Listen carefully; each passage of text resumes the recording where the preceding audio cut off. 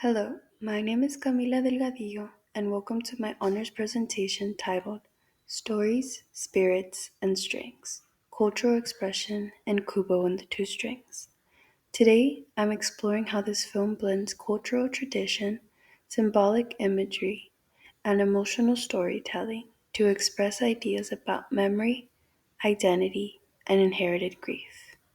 Kubo and the Two Strings might look like a simple fantasy film, but underneath it carries a powerful combination of cultural history and emotional truth.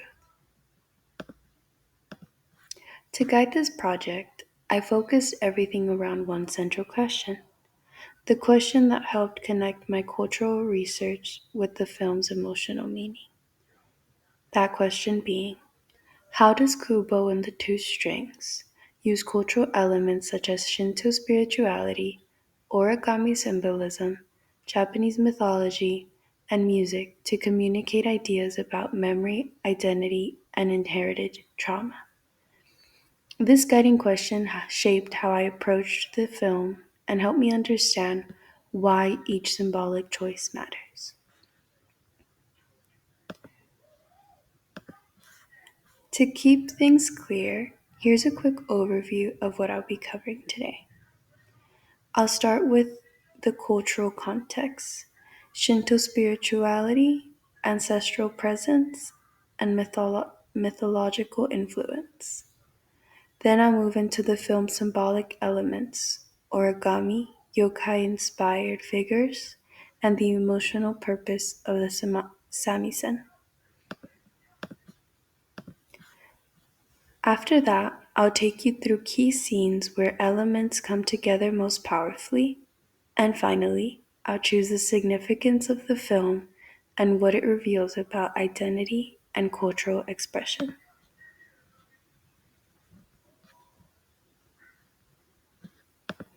Introduction.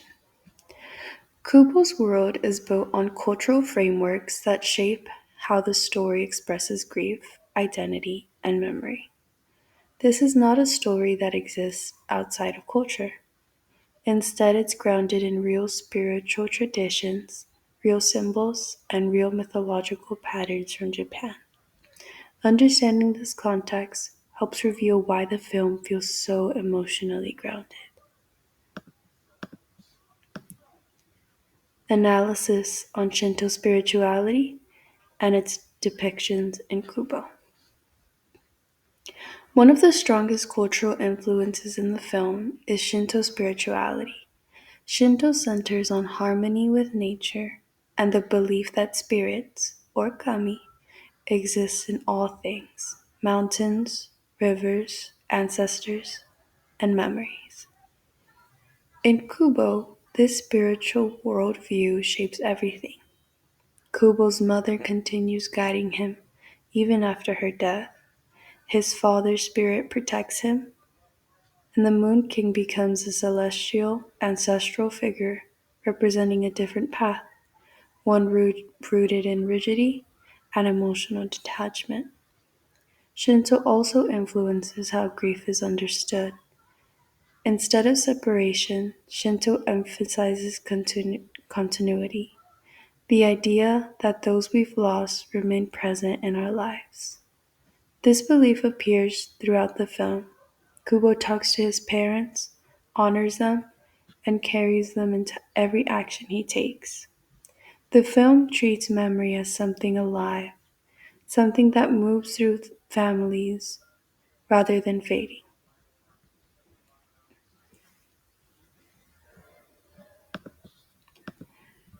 Our analysis on origami symbolism and its representations in the film.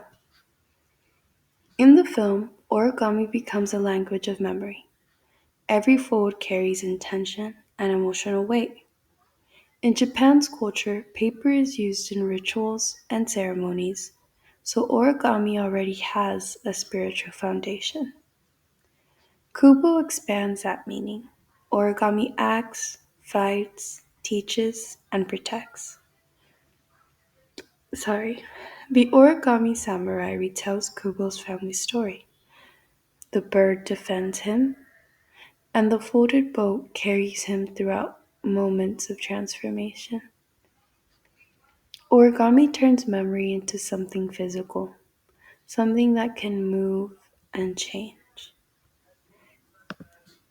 And finally, our analysis on Japanese mythology and its depictions in the film. The film also draws from Japanese mythology, especially yokai folklore. Yokai represent emotional forces, fear, longing, vengeance, and transformation. Monkey, for example, resembles protective guardianship spirits have in these folk tales. The sisters move like ghostly yokai, smooth, detached, and unpredictable, and the Moon King fits the role of a cold celestial being who values perfection over humanity. By grounding its characters in mythological patterns, the film connects Kubo's personal journey to a much older cultural tradition. Now for our music and samisen analysis. The samisen works as Kubo's emotional voice. Its sharp plucks, trembling notes, and raw sound communicate what he can't say out loud.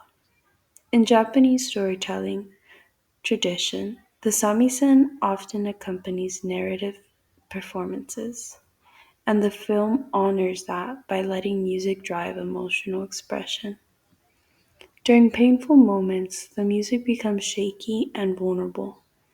During moments of courage, it becomes stronger, sharper, and more defined. The samisen becomes a tool of identity, a way for Kubo to claim his story. Now for our key scenes.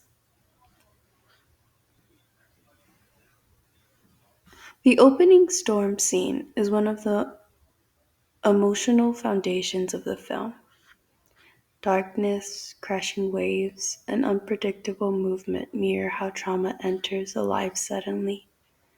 The moment Kubo loses his eyes is quiet and devastating. The film refuses dramatic exaggeration. Instead, it treats the moment with subtlety, making the pain feel deeply human. This is where grief and identity first merge.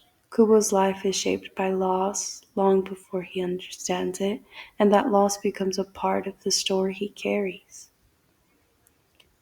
Key Scene 2. The sisters introduce mythology, terror, and emotional weight. Their masked faces and smooth motions resemble yokai, spirits that blur the line between the human world and the supernatural. The lighting becomes cold, the sound becomes echoing, and the environment feels empty, almost suspended. Symbolically, they represent unresolved trauma returning, the patterns of family legacy that are inescapable. And their presence forces Kubo to confront the harm that exists in his own lineage.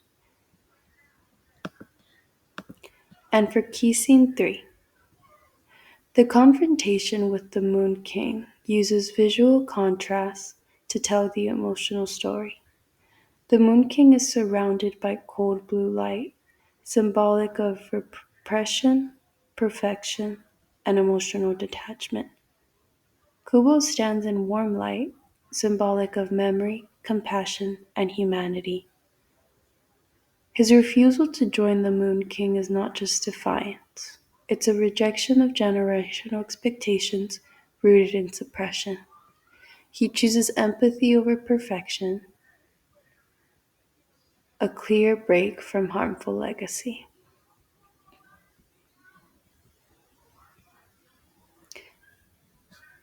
And finally, our conclusion. Kubo's story reminds us that identity is formed in isolation. It is shaped by ancestors, by cultural memory, by grief, and by the legacies we choose to continue or break. Through myth, ritual, and symbolic storytelling, the film teaches us that healing comes through connection to family, to tradition, and the stories we carry around, and the stories we carry forward. The significance that this all carries is Kubo and the Two Strings shows us how identity is shaped by memory, cultural tradition, and the stories we inherit. It reveals that trauma can be transformed, not erased, and that storytelling, ritual, and music are tools for emotional survival. The film also demonstrates that culture isn't just a background, it's the structure that holds emotional truth and helps people understand themselves across generations. Thank you. We're excited.